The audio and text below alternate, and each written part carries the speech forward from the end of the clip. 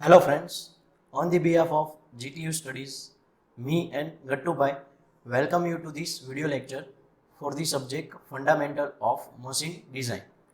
And the chapter is Introduction to Machine Design, and the topic from the chapter is Design Consideration in Forging. Means જ્યારે આપણે કોઈ કમ્પોનન્ટની design કરતા હશું અને એ product છે અથવા એ કમ્પોનન્ટ છે જો ફોર્જિંગ પ્રોસેસથી બનાવવાની છે તો ફોર્જિંગ પ્રોસેસ કરતી વખતે ઘણા બધા ફેક્ટર્સ છે એ તમને નડતા હશે, નડતર રૂપ થતા હશે, જે ડિઝાઇન કરતી વખતે જો તમે એને રિમૂવ કરી દો તો ફોર્જિંગ છે એ ઇઝીલી થઈ શકે. એટલે ડિઝાઇન કરતી વખતે જો ફોર્જિંગ પ્રોસેસથી કમ્પોનન્ટ બનાવવાનો હોય તો કયા કયા ફેક્ટર્સ ધ્યાનમાં રાખવા જોઈએ એને કહેવાય ડિઝાઇન કન્સિડરેશન ઇન ફોર્જિંગ.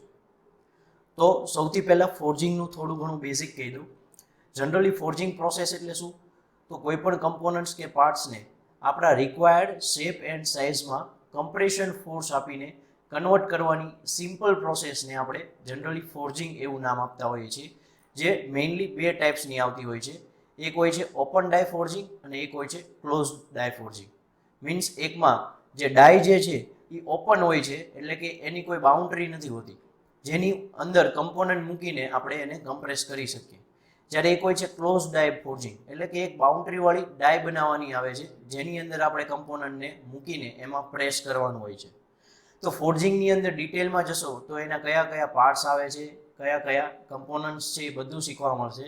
પણ આપણે એ ડિટેલમાં નથી જવાનું. આપણે ફોર્જિંગ કરવા માટે કઈ કઈ પ્રોસેસ, કયા કયા ફેક્ટર્સ છે જેને ડિઝાઇન કરતી વખતે ધ્યાનમાં રાખવા જોઈએ એ જ સમજવાના છે. તો એ આપણે વન બાય વન થોડુંક ડિટેલમાં સ્ટાર્ટ કરીએ. સૌથી પહેલાં છે ડેપ્થ ઓફ ઇમ્પ્રેશન. મીન્સ તમે ફોર્જિંગ કરીને જે કમ્પોનન્ટ પ્રિપેર કરો છો એમાં જે ડેપ્થ રાખો છો ઇમ્પ્રેશનની, જે અહીંયા તમે જોઈ શકો છો ફર્સ્ટ કમ્પોનન્ટમાં, એ વધારે પડતી જ છે. એટલે પાર્ટ્સ છે એ બહુ સારી રીતે ફોર્જિંગ નહીં થઈ શકે, એટલી અનડિઝાયરેબલ છે. જ્યારે કમ્પોનન્ટની ડિઝાઇન એવી રીતે કરો કે જેમાં ફોર્જિંગ કરતી વખતે જે ડેપ્થ ઓફ ઇમ્પ્રેશન છે એ ઓછી રાખવી પડે, જે આ તમે સેકન્ડ રાઈટ સાઈડની ફિગરમાં જોઈ શકો છો. તો એવો કમ્પોનન્ટ્સ છે એ ઇઝીલી પ્રિફર થઈ શકે છે ફોર્જિંગની અંદર. એટલે આ રીતે ડેપ્થ ઓફ ઇમ્પ્રેશન છે એ બને એટલી ઓછી રાખવાથી ફોર્જિંગ છે એ ઇઝીલી થઈ શકશે, એવી રીતે આપણે ડિઝાઇન કરવાની છે. સેકન્ડ છે પાર્ટ ઓરિએન્ટેશન. મીન્સ કે પાર્ટ સિમેટ્રિકલી કેવી રીતે ડ્રો થયેલો છે અથવા તો કઈ રીતે સ્ટ્રક્ચર થયેલો છે. તો સિમેટ્રિકલ હશે તો એ ઇઝીલી ફોર્સ થઈ શકે. જેમ કે લેફ્ટ સાઈડની ફિગર જો તો એ થોડો ઘણો અસિમેટ્રિકલ પાર્ટ્સ ટાઈપ છે, અને રાઈટ સાઈડની ફિગર જુઓ તો એ પરફેક્ટ સિમેટ્રિકલ પાર્ટ્સ છે. મીન્સ એની જે સેન્ટર લાઇન છે જેને આપણે પાર્ટિંગ લાઇન કહીએ, અહીંયા જો મેં PL તરીકે લખેલું છે, અહીંયા હું હાઇલાઇટ કરું છું PL, it is the parting line. Parting લાઇનની ઉપરની બાજુ અને નીચેની બાજુ બંને સાઈડ એક સરખી રીતે શેપ બનતો હોય છે, જેને આપણે સિમેટ્રિકલ કહીએ છીએ. એટલે સિમેટ્રિકલ પાર્ટ હશે તો તમે એને ઇઝીલી અને સારી એવી સ્ટ્રેન્થ સાથે ફોર્જ કરી શકશો. તો એ પણ જો તમે પોઈન્ટ ધ્યાનમાં રાખશો તો ડિઝાઇન કરતી વખતે જ ધ્યાનમાં રાખેલા પોઈન્ટના કારણે ફોર્જિંગ છે એ ઇઝીલી થતું હોય છે. થર્ડ છે ડ્રાફ્ટ એંગલ.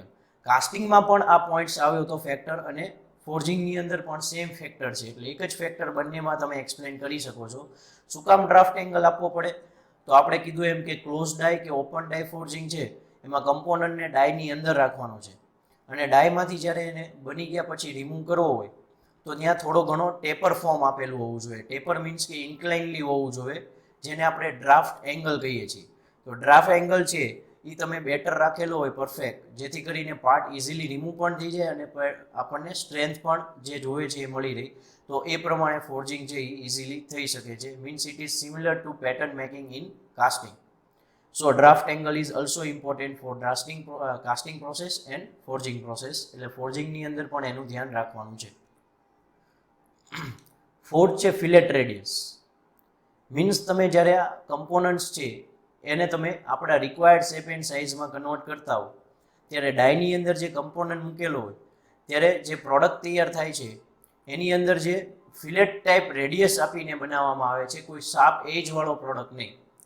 એનું કારણ શું છે કે જ્યારે તમે ફિલેટ રેડિયસ ટાઈપ પ્રોડક્ટ તૈયાર કરવા જશો તો એ ઇઝીલી ફોર્સ થઈ જશે. The fillet radius is necessary to avoid typical forging defects. એટલે રેડિયસ છે એ કામમાં આવશે ફોર્જિંગ ડિફેક્ટ્સ રિમૂવ કરવામાં. ફોર્જિંગ કર્યા પછી અમુક ડિફેક્ટ રહી જતી હોય છે, જેમ કે ફોલ્ડ એન્ડ કોલ શટ. આ બે ડિફેક્ટના નામ છે જે ફોર્જિંગ જ્યારે તમે પ્રોસેસ સ્ટડી કરી હોય એની અંદર આવતી હોય છે. એ આપણે શું ડિફેક્ટ છે એ નથી જોવાનું, પણ એ ડિફેક્ટ છે એ ફિલેટ રેડિયસ આપવાથી રિમૂવ થઈ જશે, એટલે એ ડિફેક્ટથી આપણે કમ્પોનન્ટને પ્રિવેન્ટ કરી શકશું. એટલા માટે ડિઝાઇન કરતી વખતે જ ફિલેટ રેડિયસ રહે એ રીતે આપણે કમ્પોનન્ટની ડિઝાઇન કરવાની છે. અને last point and fifth point છે લોકેટિંગ પાર્ટિંગ લાઇન. મેં પહેલાં પણ કીધું હતું કે કમ્પોનન્ટ્સ જે ફોર્સ થશે એમાં આપણે એક લાઇન બતાવવાની છે જેને પાર્ટિંગ લાઇન કહી શકીએ. જો તમે એ પાર્ટિંગ લાઇનને કમ્પોનન્ટની એક્ઝેક્ટ સેન્ટરમાં રાખશો તો એ ગ્રેઇન ફ્લો હોય છે. ગ્રેઇન્સ મીન્સ એના small particles, atoms type structure. એ ફ્લો છે એક સરખો આખા બોડીમાં નહીં થયેલો હોય. એટલે સેન્ટરમાં જો પાર્ટિંગ લાઇન રાખશો તો એ રિક્વાયર્ડ નથી, એ અનડિઝાયરેબલ વસ્તુ છે. પાર્ટિંગ લાઇન તમે જો બોટમમાં રાખશો, અહીંયા જુઓ સેકન્ડ ફિગર જેમાં પાર્ટિંગ લાઇન નીચે ડ્રો કરેલી છે, તો પાર્ટિંગ લાઇન નીચેની સાઈડ બને એ રીતે તમે ફોર્સ કરશો અથવા ડિઝાઇન કરશો તો એ કમ્પોનન્ટ છે સેટિસ્ફાઈડ છે, એ કમ્પોનન્ટ છે સારી રીતે બનાવી શકશો. પણ એનાથી પણ હજી સારી રીતે બેસ્ટ રીતે જો બનાવવું હોય તો પાર્ટિંગ લાઇન છે એ એકદમ ટોપ પોર્શને, ટોપ લેયરે જો રાખશો તો એ પ્રિફર કરવું જોઈએ. એ રીતે જ તે આપણે ડિઝાઇન કરવી જોઈએ, જેમાં પાર્ટિંગ લાઇનને લોકેટ ક્યાં કરવા છે?